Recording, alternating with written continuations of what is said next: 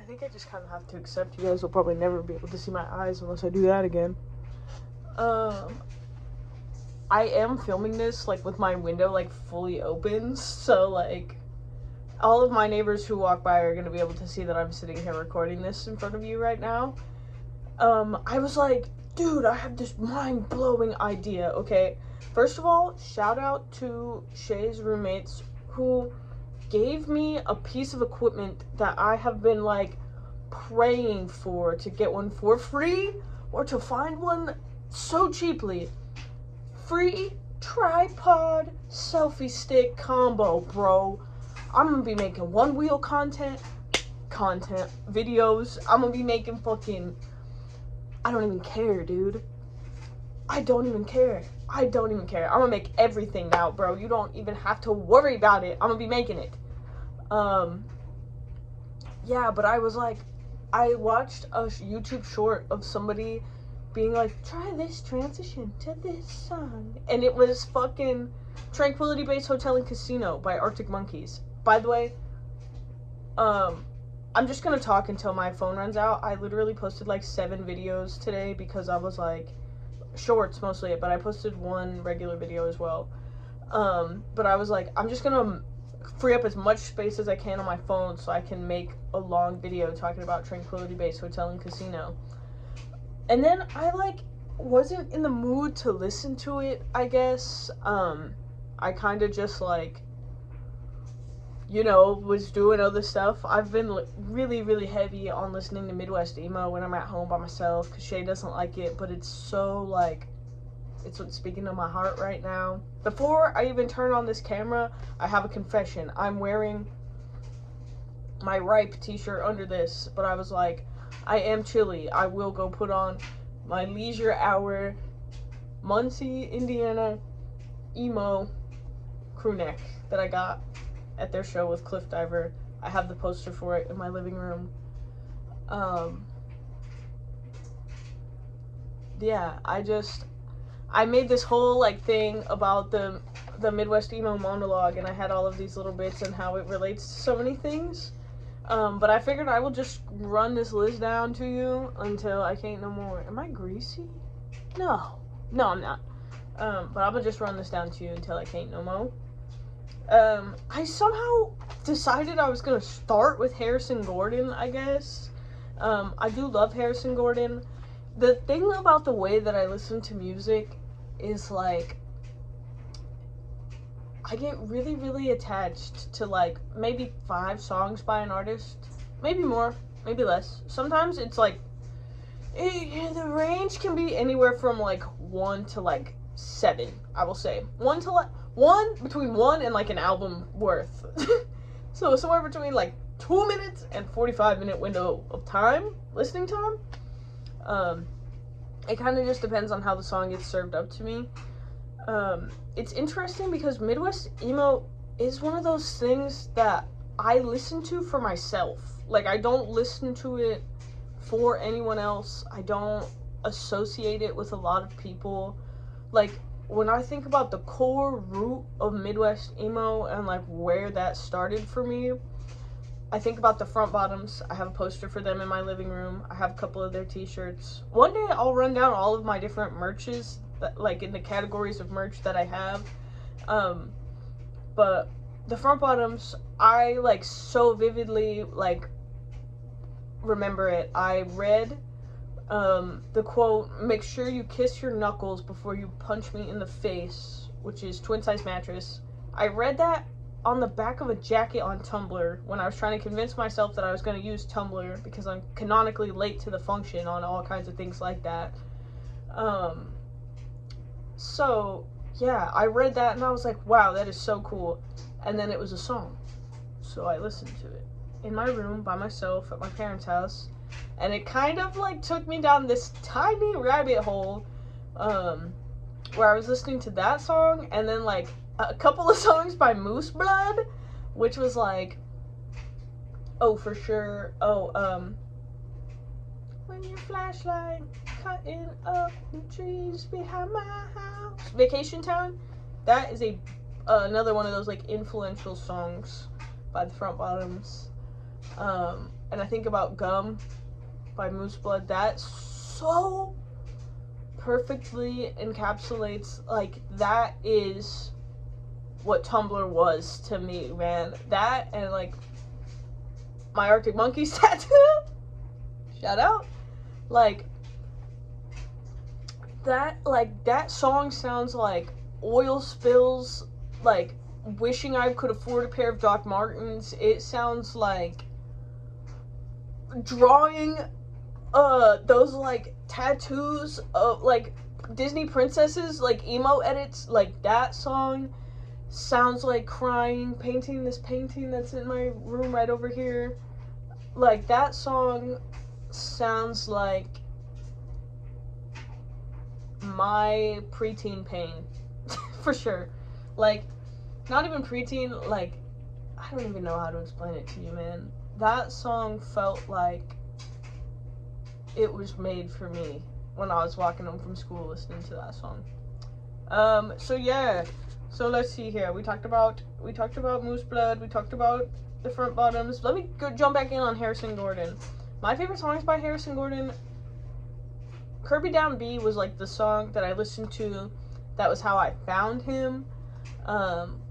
There is another song on that album. Forgive me if I'm wrong. Is the album called The Yuppies Are Winning, or is that just like another song on there? One of the songs on there, this evil dude named Victor from California. Victor from California, if you're out there, fuck you, dude. But he recommended one of their songs to me, and I did like it. Yeah, and Driver's Side, dude, that song, shooting pain in both of my knees. I just started having knee pain last year after I had like 4 injuries to my knee, bro. So many injuries to my knee, and now my knee is just crunchy. I don't have the ability to bounce back anymore. It sucks. Yeah. And I like just turned 26 on the 5th. So like I did just age out of my parents' insurance. Love to see that. Joyce Manor is another one that I just have to, before I actually go with me on a journey, let me go back into talking about the Front Bottoms some more, because I have way more that I could say about that, and then I would rather not be cut off talking about Joyce. The Front Bottoms, I saw them live 2022. I saw them live whenever In Sickness and in Flames had come out, and they were doing like that tour with like the Teresa EP. Like, yeah, I learned so much. Like, that was one of the first shows, I believe, if I'm standing here correctly, that was my first show at the Cain's Ballroom in Tulsa, which like is a legendary venue. Forgive me if I've spoken to y'all about music before and I just don't remember. I love the Cain's Ballroom. The Cain's Ballroom is like, it's awesome. Every time I've ever been there, with the exception of one time, I've had a great time. With the exception of 2 times, but it wasn't like the show wasn't good. I've had one experience where the show was bad. The other one, I was just being a fuck ass. I had a lot going on. But, like, it's amazing because I almost always cry because every time I'm in there, the artist who is performing, when it's not like a DJ or whatever, they're always like, this is such an honor to be here in this venue. Like, we have loved coming to Tulsa. Like, you know, this venue is so historic. It's so cool. Like, the sound in here is great. Yeah. And I just love that, man. Like, Tulsa reppin', bro. I miss home. I do miss home really bad today. The last few days I've really, really missed home. But that's okay. Gotta miss it to appreciate it later when I go back. But, yeah, so Motherfolk actually is a band that opened for them, and I wish I had a piece of Motherfolk merch. The only thing I have is my poster for a band called The Odyssey. That one right there. That, band called The Odyssey that they had like a headlining show at this other venue that's down the street from the Canes Ballroom called the Vanguard, and Motherfolk opened for them, but they didn't have any merch. I couldn't buy any merch. I was so mad. They didn't have any merch. But that was the first show that I went to with my friend Ambi, and that was awesome because that was like, that was peak. That was like right at the beginning of our friendship, before she knew how crazy I was, and right before I broke up with my evil boyfriend. The third of the three evil boyfriends. I do want to come up with like some kind of goofy ass code name for those motherfuckers or something. Like, well, the first one, my brother, who, rest in peace, our relationship, but he called him Juicebox, and I'm like, ayo, Juicebox? Sure. But I also just like saying evil ex-boyfriend number 1, evil ex-boyfriend number 2. The EEB 1, 2, 3. Anyway, well, my mom called the second one Newman, so I guess we could call the second one Newman. Juicebox, Newman, and that other fucking guy. So, all that to be said, Motherfolk is bang around. They have a song called Salt Lake City. I was listening to that a lot when I went to Salt Lake City last year. They have a song called I Don't Mind. That one and Black Eye Bad Night are like, those two songs live are the reason that I'm like, oh my god, yeah, Motherfolk, hell yeah. And they have, so there's two of them. There's Trying to Kill the Moon and, Trying to Kill the Sun, or no, Kill the Sun and Trying to Kill the Moon. And, in Trying to Kill the Moon, I'm pretty sure, that song, there's a sample where it's like, what do you want, the moon? And she's like, I'll take it. And he's like, I'll throw a lasso around it, pull it down. That song was a snippet in a different song that I heard recently, and I was like, oh, because that other song did not use it as well, and I was kind of like, stink eye. But, yeah, dude, banger band, banger. We talked about that. In Sickness and the Flames, the best song on, my neighbor just went outside with his little dog. That's cute. In Sickness and the Flames,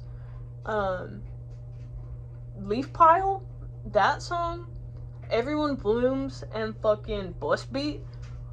Those 3 songs, why are motherfuckers not talking about those more? And, important side note, Ambi and I actually met, like, maybe the week before the Front Bottom show, for her partner at the time, who was one of my best friends from high school. Then we saw each other at the Front Bottoms, hung out, like, in line, but then didn't talk again until Motherfolk came around, and I was like, hey, yo, do you want to go with me to this? And she was like, yeah, sure, why not? And then, so, we went together, and then that was kind of like the beginning of our friendship, which is cool because we actually have been to a handful of shows together. She was actually with me at, like, the show that changed my life of all the other shows. So, yeah. And then it was like, yeah. It's just been all Gucci Mane since then. Shout out Ambi, I miss you, player. But we got some good timing together right before I went home. I guess that means that we have to talk about trash next. No, we'll talk about Saturdays at Your Place because I really, really like them. I really resonate with those guys. I don't know what it is that I like about them. There's 8 songs that I know. Like I was saying earlier, where it's like there's the scale. I know 8 songs by these guys. 8. So, I don't know a lot, but every single one of their songs that I do know, I resonate with, but I'd be trying to find them in the wild. That's been going really well, actually. I really, really like those guys. Shout out to Coffee Cups and Tarot Cards. I was one-wheeling to both of those songs so hard that, like, those were very high up on my like repeats from last year because I was one wheeling to those so often. And I actually like